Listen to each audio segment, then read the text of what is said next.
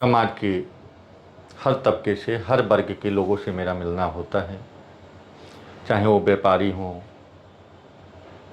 चाहे उद्योग धंधे वाले हों, या नौकरी पेशा लोग हों, इवन बेरोजगार लोगों से भी मिलना होता है, स्टूडेंट से भी मिलना होता है।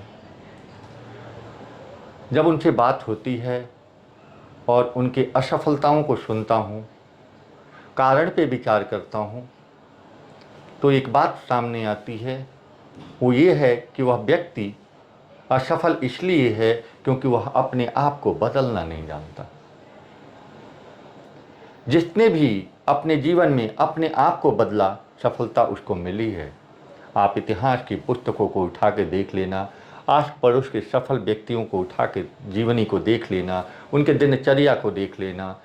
उन्होंने अपने आप को बदला, तभी उनको सफलता मिली। एक छोटा सा दृष्टांत, हम सभी लोग तुलसीदास के नाम से परिचित हैं।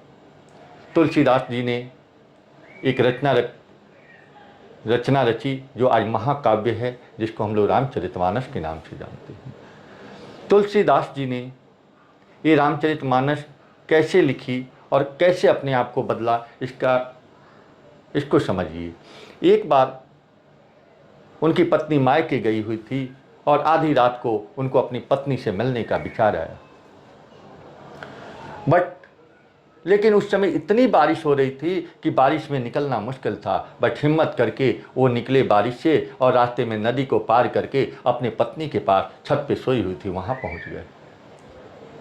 पत्नी ने जब उनको देखा तो कहा, इतनी बारिश में नदी तैर के आप आ गए।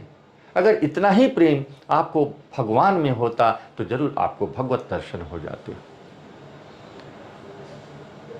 यहाँ पत्नी की बात को तुलसीदास जी ने गांठ बांध ली और वहीं से निकले, बनारस गए, अपना अध्ययन किया और रामचरितमानस जैसे महाकाव्य की रचना करके भगवान राम के चरणों में समर्पित कर दिया।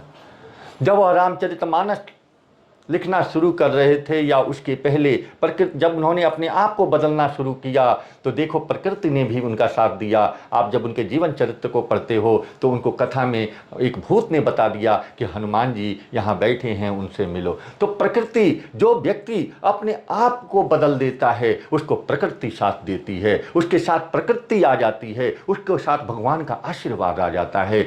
भगवान कहो या प्रकृति कहो, दोनों में समरूपता है। प्रकृति भगवान है, प्रकृति जो है वो भगवान के आदेश से चलती है। भगवान ने गीता में कहा है, जो जैसा करता है उसको उसके कर्मों के अनुसार मैं वैसा ही फल देता हूँ। तो भगवान फल देने नहीं आते हैं, उसके कर्म फल देते हैं।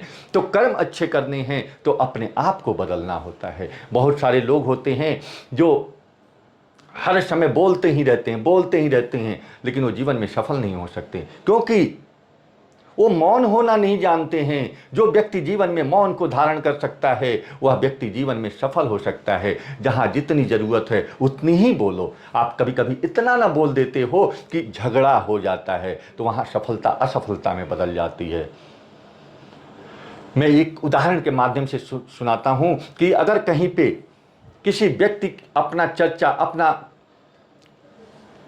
कर रहा है, अपना गुणानुवाद कर रहा है, अपने आप को दिखा रहा है कि मैं बहुत ही प्रभावशाली व्यक्ति हूं, अगर वहां पे आपने चुप नहीं रहे, कुछ बोल दिए, तो आपको उसके विरोध का सामना करना पड़ेगा। तो कहीं कहीं चुप भी रहना पड़ता है। इसलिए आदमी जो ज़्यादा बोलते हैं उनको मौन रहना भी सीखना होगा।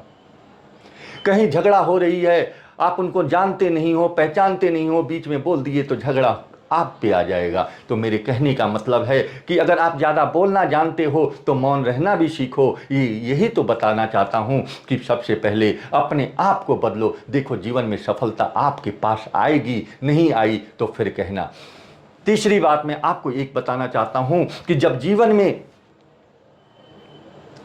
हम पढ़ना शुरू करते हैं तो क्लास 0 से 1 में जाते हैं, जब अगली क्लास में दूसरी में जाते हैं तो कभी हमें क्लास 1 की पढ़ाई नहीं पढ़ाई जाती, क्लास 1 के बुक नहीं रख, हमें नया बुक दिया जाता है। तो जीवन में सिद्धांत है, जीवन का यह सिद्धांत बना लो कि दिन प्रतिदिन कुछ नया सीखेंगे जिससे मुझे जीवन में विकास हो, हम अपने आप को बदलेंगे।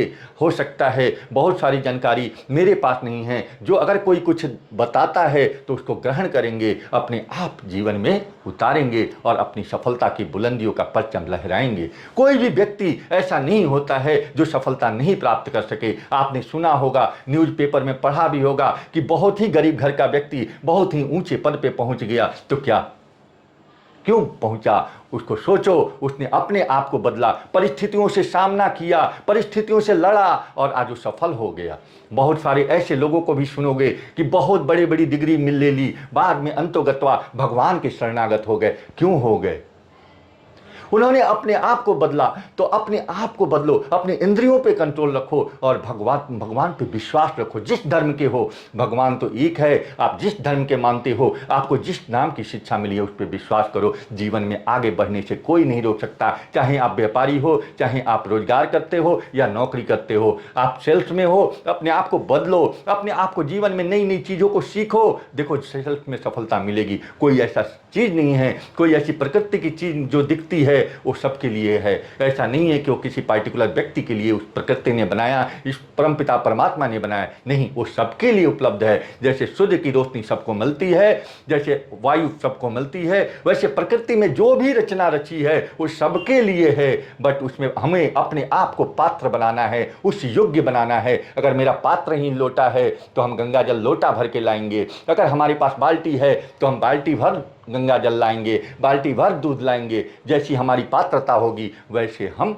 हो जाएंगे। तो पहले जीवन में अपने आप को बदलो। देखो, सफलता आपके पास ना आए तो फिर कहना जय